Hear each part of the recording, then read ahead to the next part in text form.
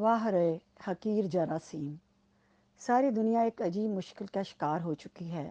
بے بسی کا عالم ہے چار سو، حیران کن حالات بن چکے ہیں۔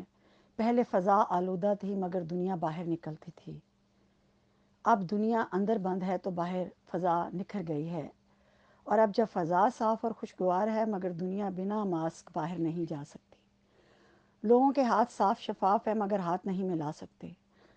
وقت ہی وقت ہے مگر میل ملاپ نہیں کر سکتے۔ سارا دن کچن میں گزر جاتا ہے مگر کسی کی دعوت نہیں کر سکتے۔ بازار کھل بھی جائیں تو خریداری کو دل نہیں مانتا۔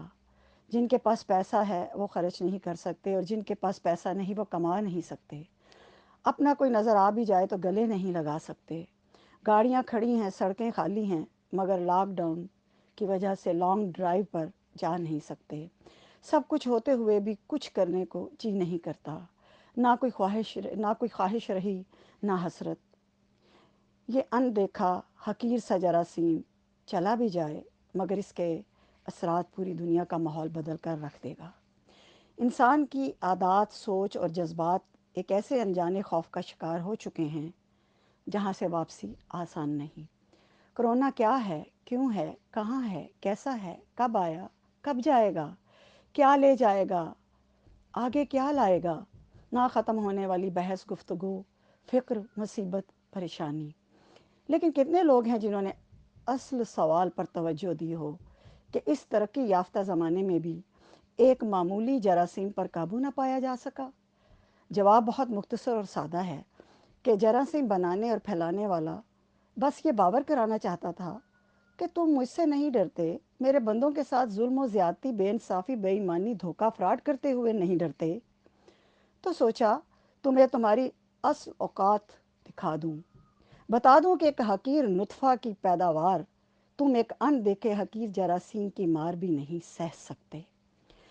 اس سے اس قدر ڈر گئے ہو کہ اپنا سایہ سے بھی خوف آنے لگا۔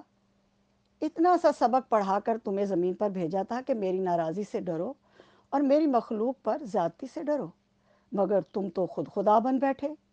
اب تم ہر شے سے ڈرو گے، حتیٰ کہ اپنے بال بچوں کو سینے سے لپٹانے سے بھی ڈرو گے۔ مال و زر، دنیا کی چمک، رونق، میلے، عیش و مستی، کسی شے میں کشش نہیں رہی تمہاری۔ باہر موسم، ملک، شاہراہیں، باغ باغیچے، پھول کھلیان، ہریالی، گنچے، رشتے، دوستیاں، عشق و عہد و پیمان سب پھیکے اور بے مزہ سے لگنے لگے ہیں۔ گھروں میں بند ایک اندیکھا حقیر جراثیم تمہیں ڈرانے کے لیے کافی ہے۔ بہن گھر آتی تھی تو بھائی کے پاس گپ شپ لگانے کو فرصت نہیں ہوتی تھی۔ بوڑھے ماں باپ کا دکھ سننے کا وقت نہیں تھا۔ بچوں سے کھیلنے کی مہلت نہ تھی، بیوی کے لیے ٹائم نہ تھا۔ اب مہلت ہی مہلت ہے، فرصت ہی فرصت ہے، وقت ہی وقت ہے، لیکن کچھ کرنے کو من نہیں کرتا۔ زندگی بے کیف، بے مزہ، خالی خالی سی محسوس ہونے لگی ہے۔ جب تمہیں فرصت نہ تھی تو والدین تھے، آج والدین نہیں رہے مگر تمہیں فرصت میسر ہے۔ اور کئی خوش نصیبوں کے والدین آج بھی حیات ہیں مگر فرصت ہونے کے باوجود ان کے پاس بیٹھنے کی نعمت سے محروم کر دیے گئے ہیں۔ اس اندیکھے معمولی جراثیم کے خوف نے بوڑھے افراد سے دور کر دیا ہے تمہیں۔ در حقیقت بوڑھے افراد کو معمولی سمجھنے کی سزا ملی ہے تمہیں۔ بوڑھوں کے پاس بیٹھنا وقت کا ضیاع اور باہر کے لوگوں میں وقت گزارنا تمہارا فن تھا۔ بچوں کو ٹیوشن سینٹروں میں پھینکنے والے بھی اس حقیر جراثیم کے ہاتھوں گھر میں پھنس گئے ہیں۔ اولاد کی تعلیم و تربیت والدین کا اولین فریضہ ہے مگر یہ فریضہ ٹیوشن اکیڈمی کے ذمہ ڈال دیا گیا۔ آنکھ اوجل پہاڑ اوجل کے مستا، کچھ علم نہیں بچوں کے ساتھ باہر کے لوگ کیا سلوک کر رہے ہیں۔ ہر گلی کے نکڑ پر درندہ بیٹھا ہے۔ یہ حقیر جراثیم آفت مصیبت ہی نہیں، یہ رحمت بھی ہے۔ اس کے خوف سے نہ جانے کتنے معصوم بچوں کو گھروں میں محفوظ کر دیا۔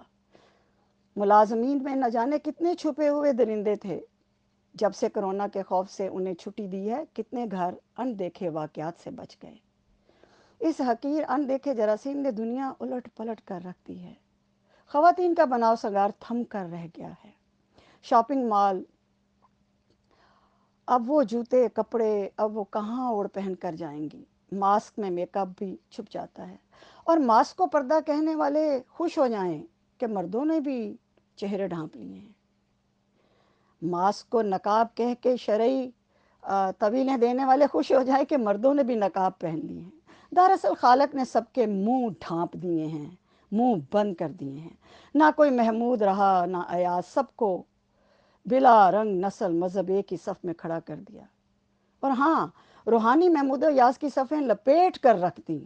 حرم شریف میں وہ جمعہ غفیر کے عام دنوں میں بھی حج کا سماں ہوتا تھا، اور اب حج بھی اداس حیران کھڑا سوچ رہا ہے کہ ایک ان دیکھے حقیر جراثیم نے احرام کی جگہ کفن اڑا دیے۔ اللہ اکبر! خدا کی قسم، خدا سے ڈر لگنے لگا ہے۔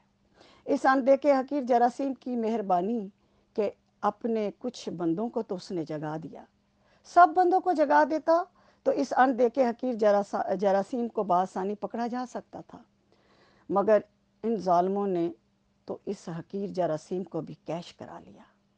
واہ رے حقیر جراثیم، تو کیا آیا کہ حقیر نطفہ کی پیداوار کی اوقات بے نقاب کر دی۔ جو پہلے ہی ڈرتے تھے انہیں مومن بنا گیا، اور جو پہلے ہی بے خوف تھے انہیں فرعون بنا گیا۔ واہ رے حقیر جراثیم!